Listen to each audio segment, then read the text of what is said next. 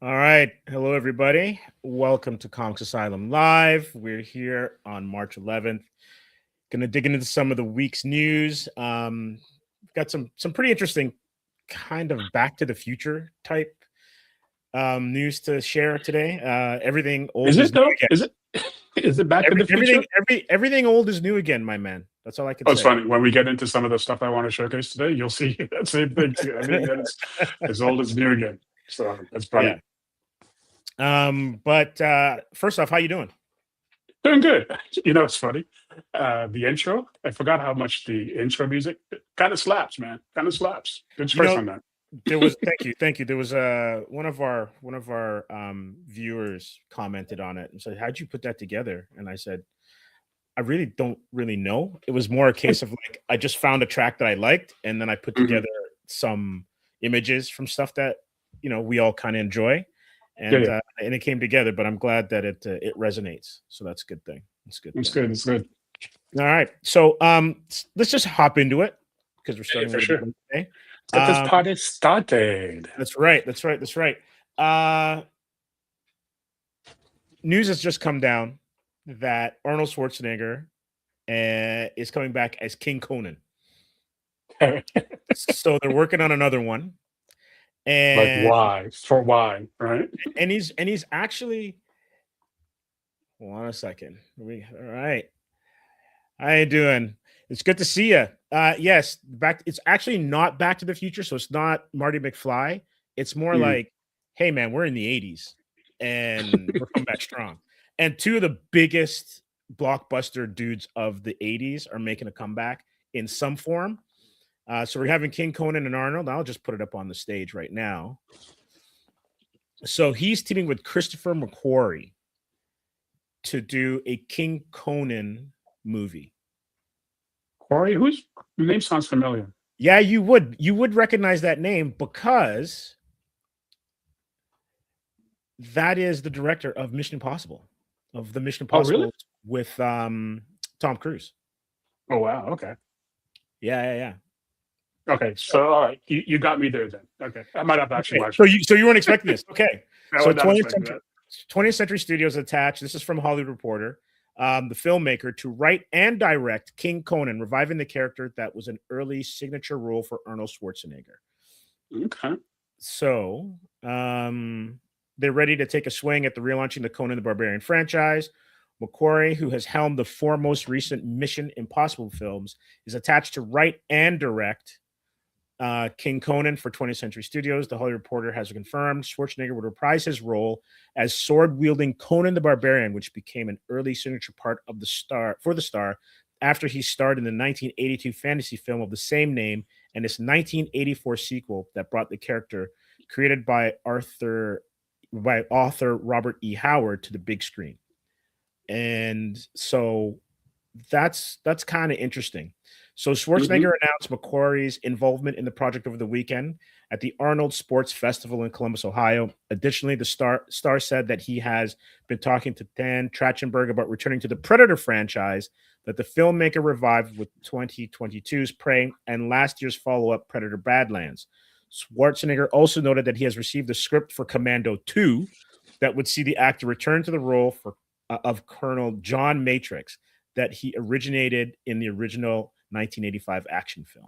Damn, we in the retro hour. Oh, he's you know what? He's hit a triple. He just needs one more for the That's a cycles. triple I don't know. double. Triple So double. I don't know. Would he be like a high school cop instead of kindergarten cop? I'm not quite sure. That would make it four or twins too, I guess. So Twins too. in teasing King Conan, Schwarzenegger told the crowd, "It's a great story where Conan was 40 years as king, and he gets complacent, and now he gets forced out of the kingdom slowly. Then there's conflict, of course, and then he somehow comes back, and there's all kinds of madness and violence and magic and creatures. Now, of course, you Mhm. have to have the special effects, and the studio system has plenty of money to make these movies really big. So I'm looking forward to all those projects." Okay, before we get into the deep thing, I just had a random thought. Yeah. Why didn't they ever do The Rock and like Kevin Hart as twins too? Oh my God. Yeah, that'd be that that would totally work. You know what I That, mean? That that, would have kind of worked. that would kind of work. Yeah. It kind of So worked. um Al has he says he wrote Usual Suspects too. I did not realize that McQuarrie wrote Usual Suspects. He did? Wow. Okay, this guy's been around for a minute then. Banger. And Al, you may want to check this up because I think he also worked on a Bond. I'm not sure if he wasn't associated with one of Pierce Brosnan's Bonds at one point. Bond. So this guy's been around for a minute. That's good to hear. That's good to hear. I'm eager to see what they do with it. Yeah, for sure. And Al also says they could have annexed in Red Sonja. That's true. Is visually similar enough to the Conan films. Absolutely, most definitely. For sure. So what are your thoughts? I'm kind of here for it. I kind of want to see what happens because, like, just as credits alone, give me faith, right? Give me a little bit of faith. We'll see, because even though if you stop into the Predator Badlands as well too, not a spoiler, but there is hints as to the Arnold character in the one before that with the animated one. I forgot what they called that one. Right. So the animated Predator that they did, I think it's on Netflix. I don't want to speak out of turn. Yeah, it's on. It's on in Netflix. Cryo. So yeah. Oh no, it's on Hulu, right? Is it maybe Hulu? But it's one of those ones. His character's in Cryo. The girl from Prey's in Cryo at the end. Spoiler alert if you haven't seen it yet, as well as Danny Glover's character as well too. Okay. Now you can't do Danny Glover, but it'd be interesting to see those other characters. Oh, Killers of Killers. Thank you. Yeah, that's kind of key. Like, I'm eager for it to see what they do with it. Also, as a Mission Impossible fanboy, if you've done Mission Impossibles, I'm for it. I'm here for it. I'm gonna throw something. I'm gonna throw something out there. Yeah. Do we get Tom Cruise in King Conan? If McQuarrie. Okay, so you say Tom Cruise. When I thought of King Conan, I naturally had, for some reason, I came with the idea that King Conan, his son, Henry Cavill. Oh, you know what I mean? Or maybe Cavill's the villain. Maybe he's who usurps him. Yeah, something. But even that would have been a kind of interesting plot line where his son, and then if you want to kind of spin it off into additional stuff, you could do Conan, whatever Conan afterwards, and Cavill is the central character, right? He kind of steps into that role. Maybe, but I think this is one where, like, how old is Arnold? Arnold's what, almost 80? He's got to be like, mid to late 70s. He's got to be there. I think this is one where, and you've got a thing there. Al likes that. He likes what we do. I like that. Yeah, and he also says, I'd almost want Predator with Arnie to be animated, and I could see that too. That'd be kind of interesting. Yeah, I can totally see that too. Because then you get all of the flaws out of and you get the flaws out of his age, so the character could do more, and it could be a little bit more epic, right? Yeah, but I'm sure he's pretty fit because he still works out quite a bit. He's probably more fit than a lot of people, like 20 years his junior. Or use his body double that he did for what, T3 or T4? What was the one that he? Absolutely. That too? All right. CG's gotten a lot better since then, so. For sure. Son of Conan, Conan Outcast. Yeah, like those can all be ways that you could go. Al's cooking, man. He's cooking today. McQuarrie, call us. Yeah, or at least call Al. Just call Al. So it's interesting. So he's looking for the hat trick, right? Yeah. He's looking for King Conan, Predator, and Commando 2. Mm-hmm. I wonder, do you bring back Alyssa Milano? Because she could still be his daughter. I guess, yeah. How old is Alyssa right now? Like what? Late 40s, mid 40s? Maybe that late 40s. Yeah, because she's around my age, right? So it'd have been around somewhere in there, right? Yeah. I'm dating myself live on stream here, people. So it's all right. It's all right. So you're not sprouting the grade like I am, right? So it's all good. I got a couple. It's hard to see, but I got a couple. Yeah, it's funny because like we look back on it now, and Danny Glover was 41 when he first. Yeah, 41. I'm too old for this. He's too old for this shit at 41. I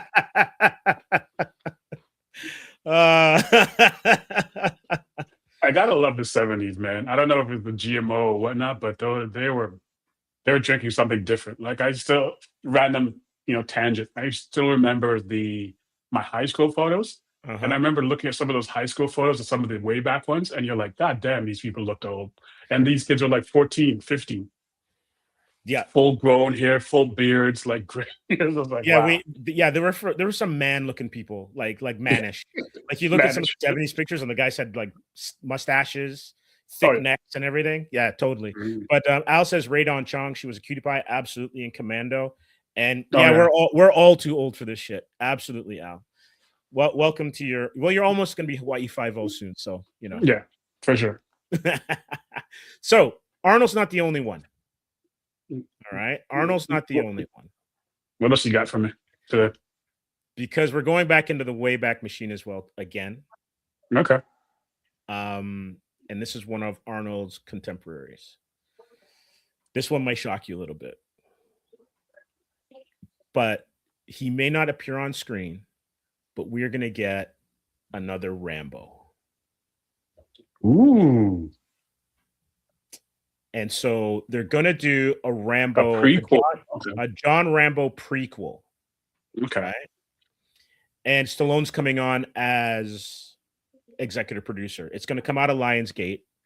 Okay. Al says Demolition Man 2. I would pay money to see that. I would pay that. Bring back. You can tell me what those shells do. If you can tell me what those shells do. Bring back Wesley. Bring back. Oh my gosh, what's her name from Speed? Sandra Bullock. Sandra Bullock.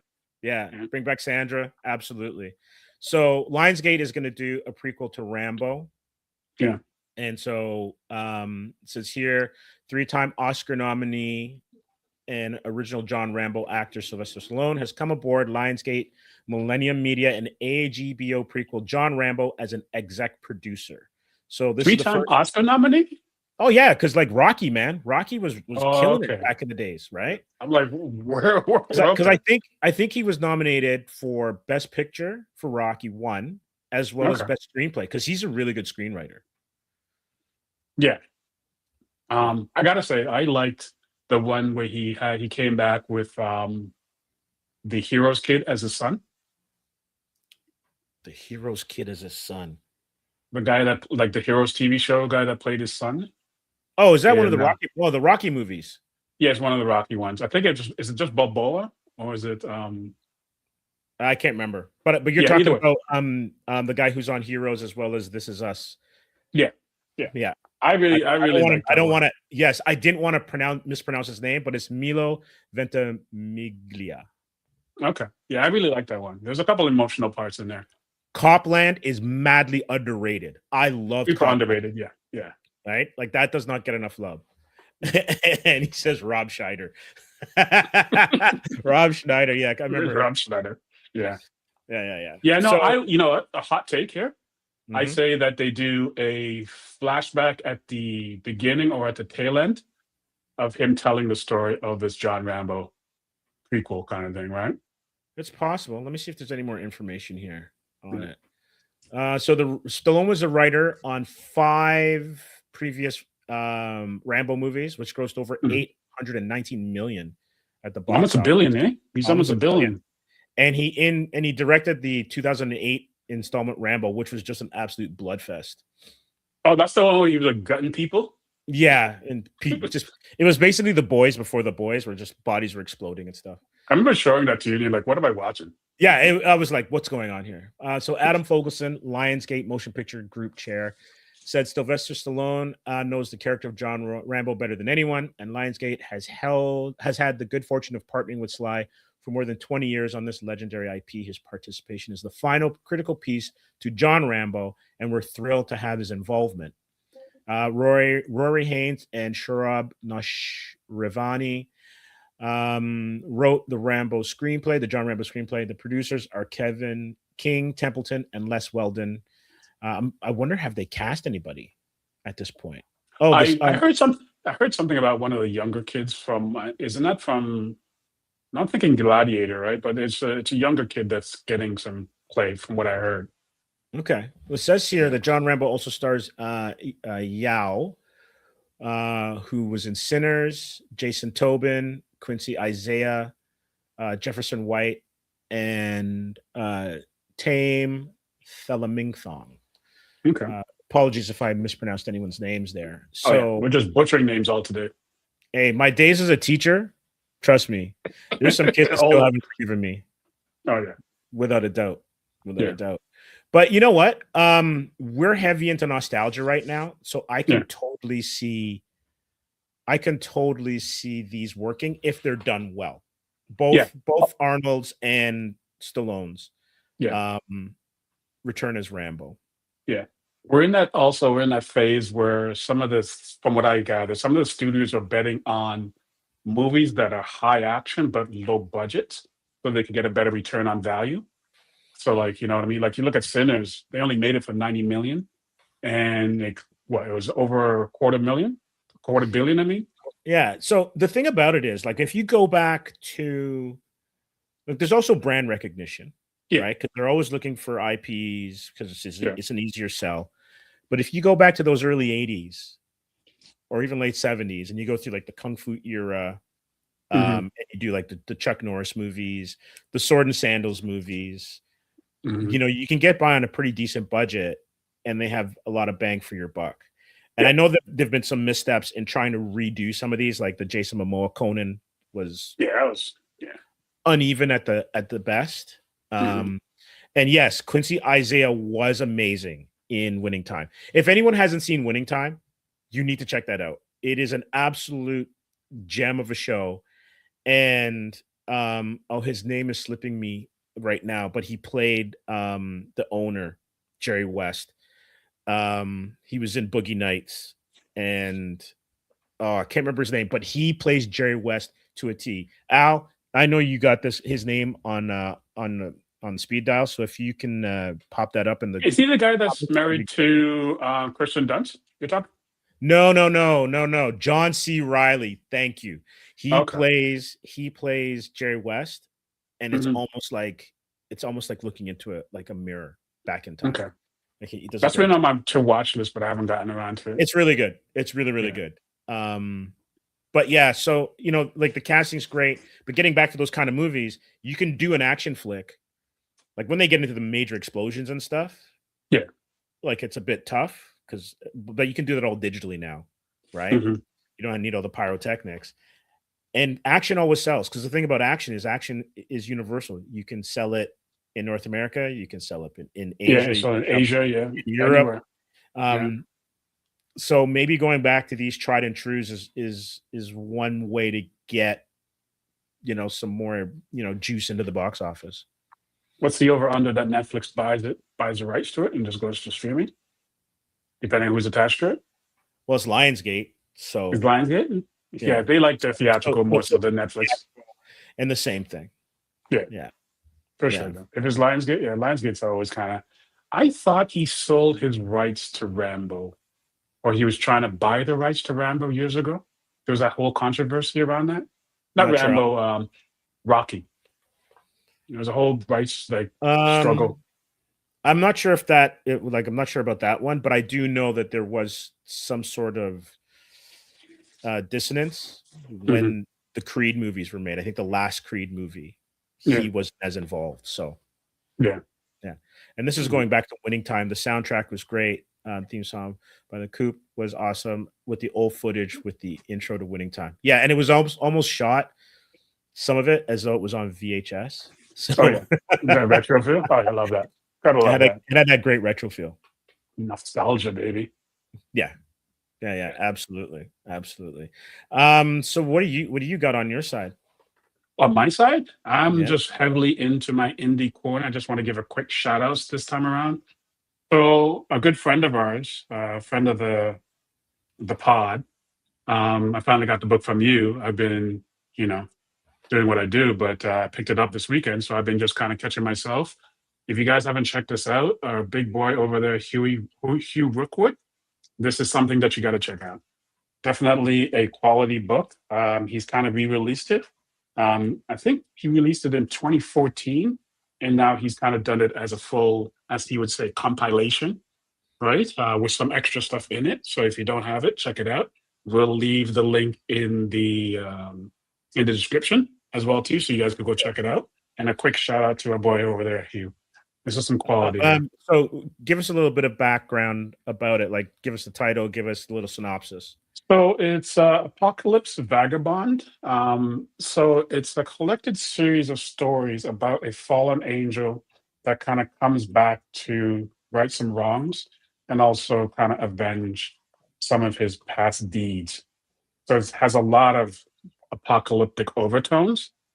So think of like a pseudo kind of more heavy into actual demons and angels, kind of John Constantine kind of play of it, A right? bit of end of days type stuff. A lot of end of days stuff, right? So pretty biblical in a lot of the stuff that's happening in there, but as a kind of a solid story that rounds in what's happening. And I think this is just book volume one. And from what I understand, he's going to be releasing more, so keep an eye out for it. So quality read. I like that he's kind of gone back and added some extra stuff as well too. So there's some parts of the story that wasn't in the original one that he's kind of expanded on. So you kind of get a full scope of things. And then he's also tossed in, I'll show you guys quickly. He's tossed in some kind of like sketchbook stuff. And knowing Huey, you also get like an official like authentication certificate as well too. So it's kind of, it kind of gives it a whole kind of pristine prestige feel, right? So it's definitely worth it.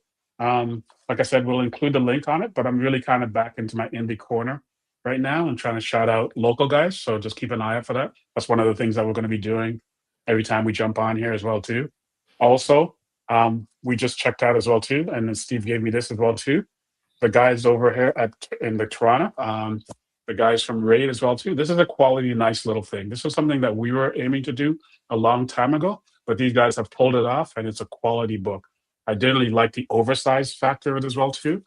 So if you guys, if you're local and you'd be able to check out the Raid Studio guys, this is some quality stuff, guys. Yeah, they're out of downtown Toronto. For those of it's downtown Toronto guys, right?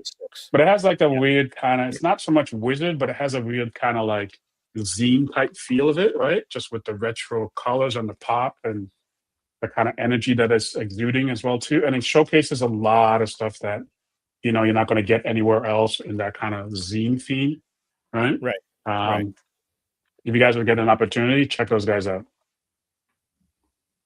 All right. So that's what I got for today. Also, I got some random other stuff, but it's more like I was collecting, just picked up a whole bunch of these. Wait a second. Did I see Witchblade there for a second? Yeah, so this is the new Witchblade that is a reprint, and they're kind of going in this. Right now, Image is doing a whole bunch of relaunches and kind of reworks of books that have been prominent books that they're giving away. Not giving away, but they're like $1 US, kind of like primer for get people hooked and get into the kind of ecosystem.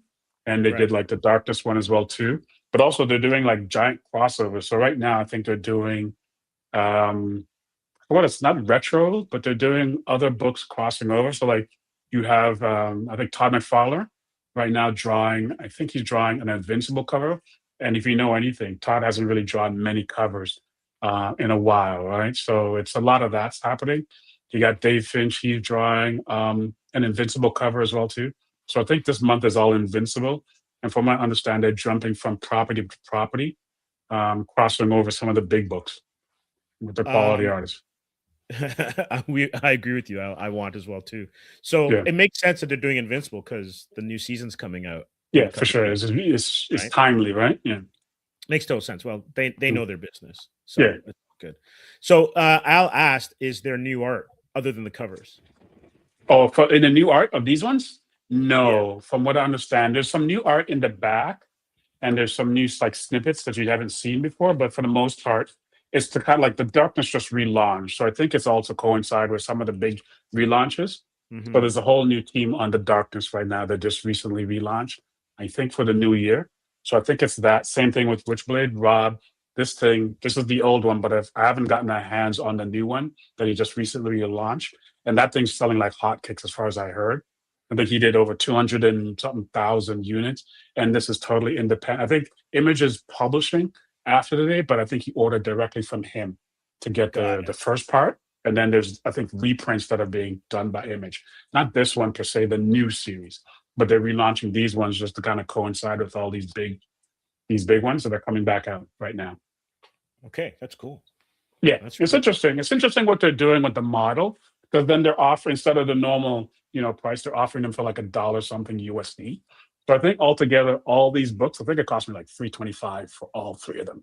talk about going back in time, right? That's a way back machine. That's what it was when we were young. You Yeah, can get out of the store, you can get out of the variety store and yeah. spend like $4, and you've And got you like come out, 8 books. yeah, and you're eating well, right? The only people that are still doing, I think Todd's the only person that's kept his cover price the same over his last like 20 years. All right. Yeah, yeah. Go And figure, right? did you say it was printed on newsprint? It's not so much newsprint. It's kind of like new age newsprint. It's like it's still shiny, Oh, so it's still but got it's nothing like cover stock, but like it's right. shinier than what we used to when we were So the kids. colors and stuff will still pop then. Yeah, so I don't think they've done anything for like in regards to like color enhancements per se, but I think it's just the fact that it's on better paper than when we were a kid than Right. your standard newsprint. And I think if correct me if I'm wrong, this one was the first one that like no Todd's was like Spawn, but these were when they did them. This was like Malibu doing like the first series of like digital colors. So Yeah. this was like mind blowing at the time. Nobody had been doing digital colors at the time, right? So it's And kind of then interesting. we went into the liquid era. Yeah, we went into the liquid era for sure, right? And now we're a little bit more muted. We're in the dark era of moody, you know what I mean, Hmm. kind of stuff. So it's good. It's good. Yeah, number 9 says it was never on newsprint. Image was never on newsprint, and I never loved the new Marvel paper. Don't It's know. yeah, yeah. Yeah. You know what's really interesting? It's because like comics are like weird because like there's like the smells of like the older books. Oh yeah. There's the smell of the newer books, the touch of the paper. All of that goes into what translates into like a good reading experience. That is the comic experience, right? And if they get it wrong, it can turn off some readers. And also, I think that's what you miss with digital. There's a disconnect with Oh, like not hearing the paper turn or feeling the paper or smelling the book when you open it, right? Or hmm looking at the print quality. And I know when we were looking at our book, right? We were considering all that kind of stuff because like you didn't want the stock to be too hard so the paper could cut you because some of the like because you can cut corners on certain things for expenses and yeah. certain paper stock like if Bullseye was reading that book he could kill you because you just Oh chuck yeah. it slice you in half. Yeah. Fucking and die. Yeah, absolutely. So Yeah. Al says gonna email my local comic shop and make sure to get those Invincibles. Awesome. Yeah, Yeah. absolutely. Check them out. Yeah, the Dave Finch one was really banging. The Todd one looks really interesting as well too. From what I understand, from the ones that I saw at least, right? Yeah. Um, Yeah, number 9 says 80s books were a turnoff in terms of print quality. Yeah. yeah. Yeah.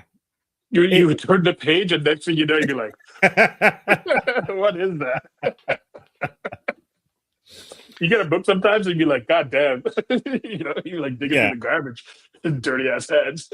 Yeah, like I remember like the first book which kind of like popped on me as a kid was the new Teen Titans when they went to the deluxe format.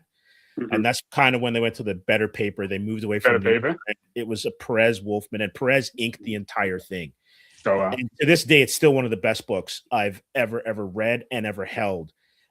But obviously, it was a big change because the price would jump and everything, right? hmm And then when Image came along and you got like liquid coloring, when that studio was doing all the coloring and all the Yeah. colors were popping. Yeah, and then I think they started like the Amazing. more cardstock covers as well too, like the thicker Mhm. covers. They were the ones that started that as well too. Yeah. So it was really an evolution of things, right? And it was like I remember reading my dad's stash of his comics, his whole Fantastic Fours, Yeah. and then some of them are already old at the time. So then you pick them up, and then the newsprint was just like all over your fingers. Sometimes you're just like, what's going on? Right? Yeah, for sure. So Al says, yeah, very true, especially the texture of the paper of the old comics. When you Mhm. thumb through the pages, other pages just turn to wafer and dust too.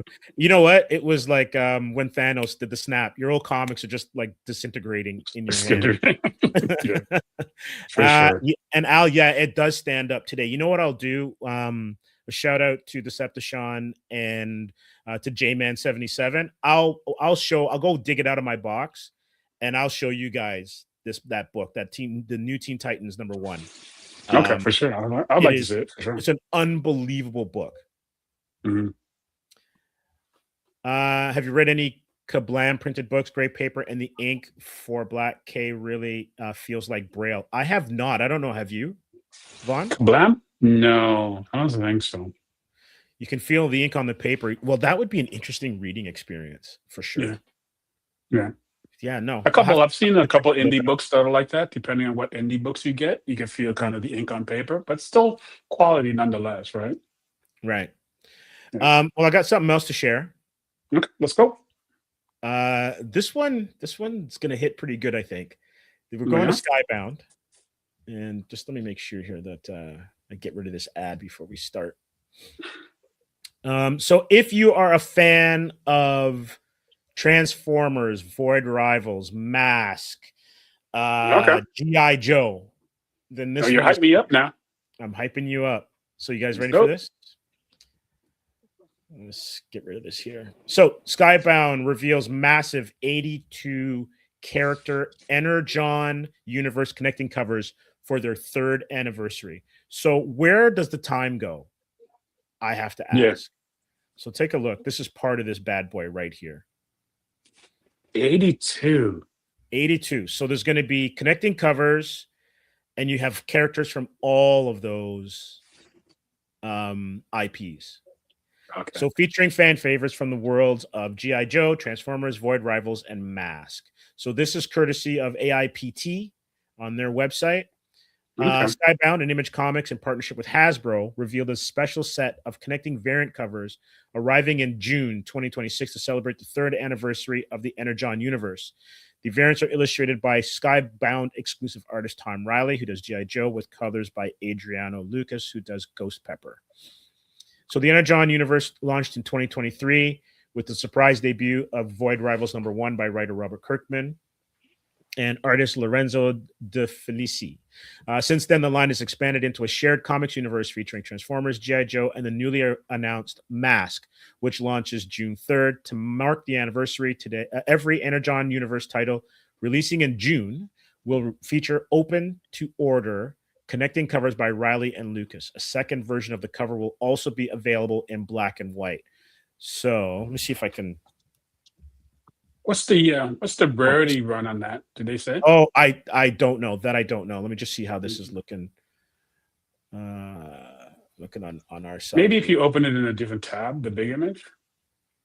It gets cut. They have other ones right later. So yeah, I'll just read through it. So the connecting set will span Mask #1, Transformers 33, G.I. Joe 23, and Void Rivals 31. When placed together, the artwork forms a massive scene featuring 82 characters from across the Energon universe. The lineup includes characters tied to the return of Mask and Venom, along with favorites like Acri Magnus, Crystal Ball, Storm Shadow, and Scarlet. Storm Shadow, I think, is my favorite G.I. Joe character, along with Snake Eyes. Mm-hmm. That silent issue.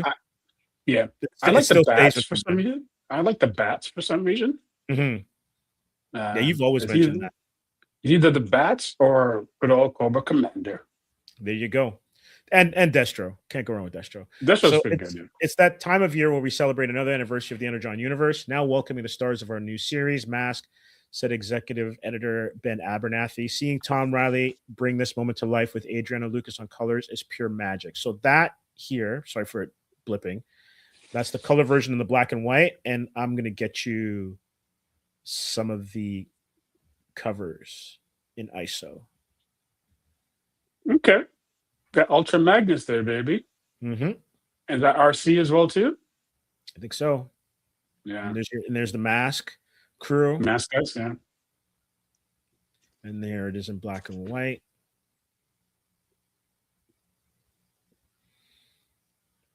Kind of like the black and white version, too. Yeah, I was thinking the same thing. So that, I think, was... This is the Mask. This is the Mask cover. So it's going to be $4.99. And it's also going to be available digitally. Okay.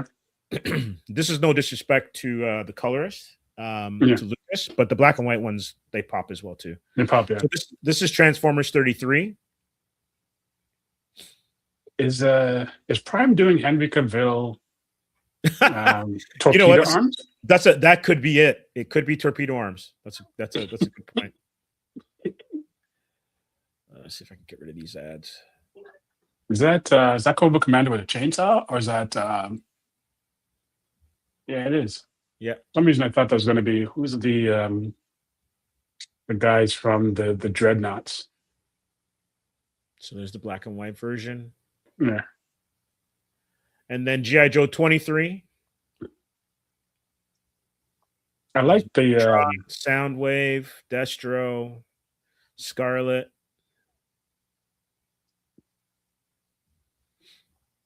I'm gonna be an art snob. I like black and whites. I just find some of them are hard to distinct the foreground from the background. Because there's not enough blacks. That's Yeah. That's all you're saying. But that's why it's colored, right? Yeah. The color is what separates everything. Yeah. And then Void Rivals 31. This is the final cover here. That's the final cover? This is, well, the Void Rivals cover, which I think we already took a look at. But the question is, how they're doing 82 interconnecting? The characters? Or just 82 different variant covers?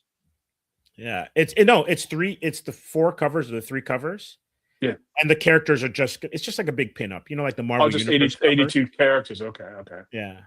For some reason I thought my slow brain, it's midweek, bear with me. It's all good. I was thinking something like there was going to be like 82 interconnecting covers, that all the different covers they had to buy and connect. Oh, no.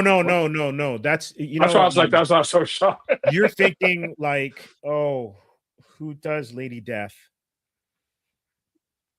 The company that does Lady Death. When they do their all the different cover variations. They do when they're variants, they can sometimes have like 20 variants. Yeah. But this one, that's usually when they're kickstarting stuff. Yeah, Kickstarter. Yeah. I think they predominantly only do Kickstarters now, right? I think so too. The Skybound universe is doing really, really well. I wonder, and that was one you announced. Well, not so much the banner ads. But I was wondering. I wonder what the did they what the distribution rights in, because the licensing, because he's bought, he has Transformers, Mask. You know what I mean? Like, come on. Yeah. Megatron's right hand position in Italy. That means I'm feeling where your balls are, but there are no balls. Yeah. Interesting. So that'll be interesting. Like, combined with so Skybound's doing that, and combined with what Image is doing, that's pretty hot, man. They're putting a little bit of heat on DC in terms of like some good stuff coming to the stands. Yeah. So what are we saying here? So Marvel is 3rd/4th right now. Oof. You could argue that if you rank anime with it, they're probably 4th or 5th. Yeah, but then like you look at like Space Ghost and Speed Racer. Yeah. Right? Those books are better than a lot of the stuff that Marvel's putting out. Yeah. And Mad Cave has a couple of titles that Mad Cave is interesting. And then there's the stuff that's on Kickstarter that's being done by indies, or even being kickstarted by bigger companies. And I think Marvel's got to find their way again. I just think that DC is on fire. Image is doing great stuff. A lot of the indies are doing well. In terms of maybe not necessarily in sales, but in terms of what they're producing. Yeah. Are we in that? Are we in the comic book renaissance right now? Like, there's like, we talk about it a couple times. We're in another one. But like, when it goes ebbs and flows and we're up and down. And then, because I felt like when New 52 was out, DC was kind of taking a beating then. And Marvel was really kicking off. And now it's kind of swapped the other way. Yeah, so Kirkman has done incredibly well. Love his output, and his success is super impressive. And now his Hasbro universe really cool. Agreed.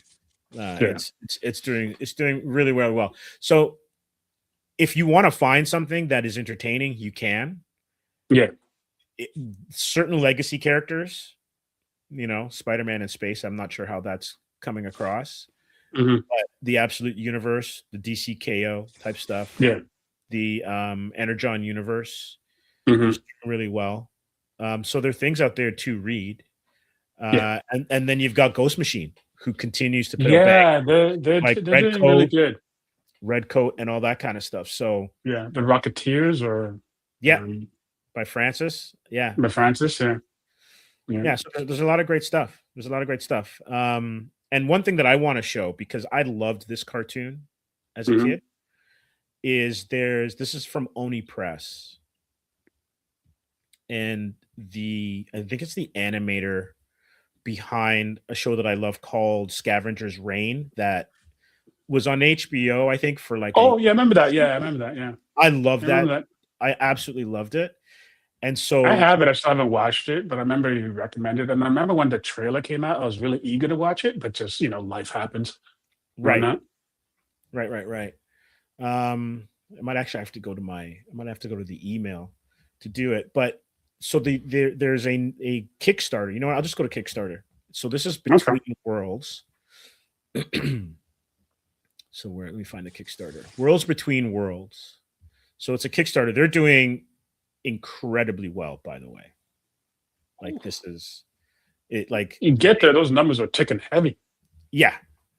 So absolutely on fire. So it's by Jonathan Nkondo.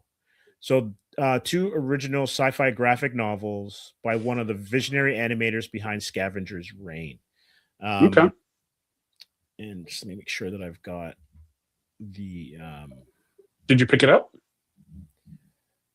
No, I haven't backed it.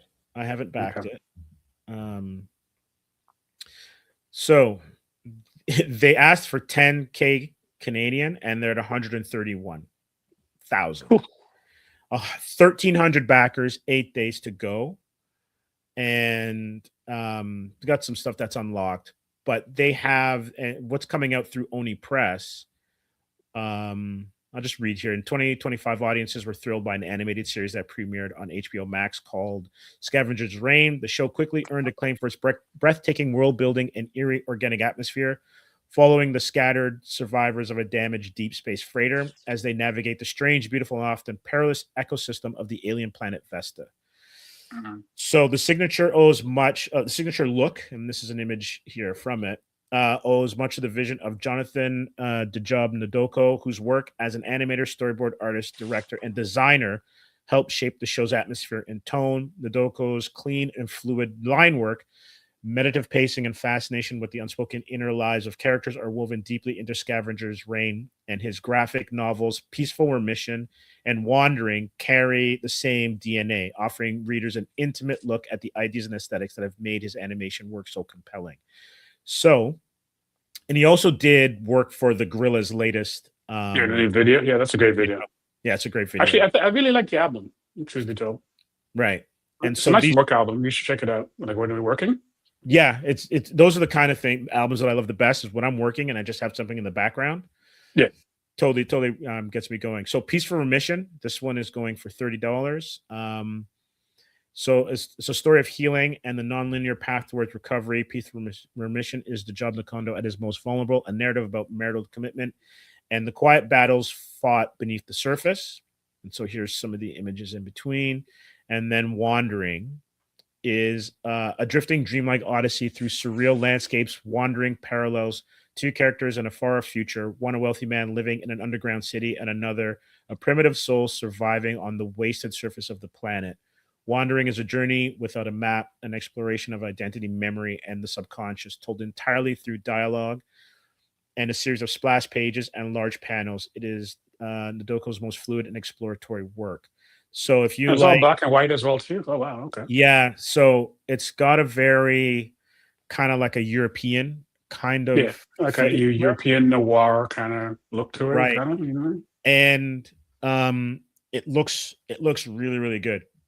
I will definitely post the link. You know what? I'm going to put it into the chat right now. Okay.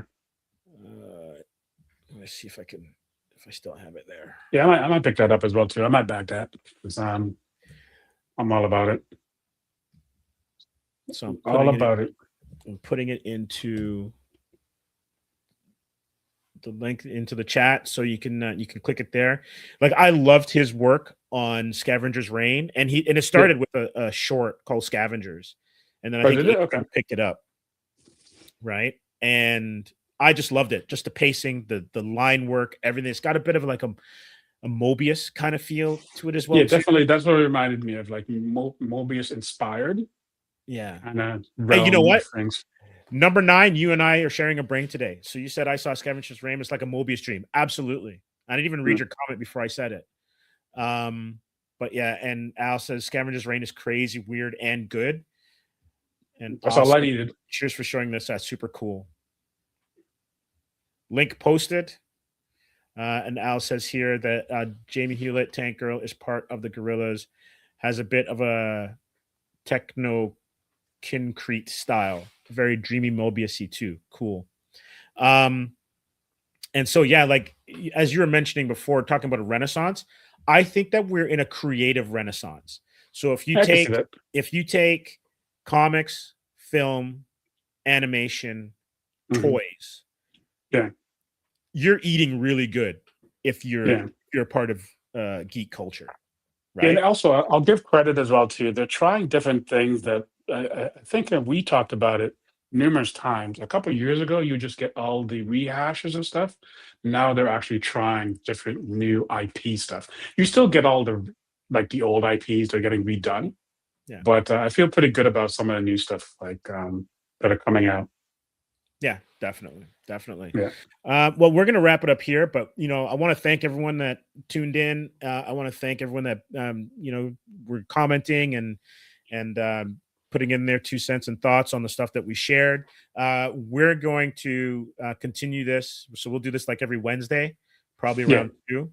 For half an hour, 45 minutes, and the more of you that join us and like and subscribe and share the streams, that would be fantastic. We totally love it.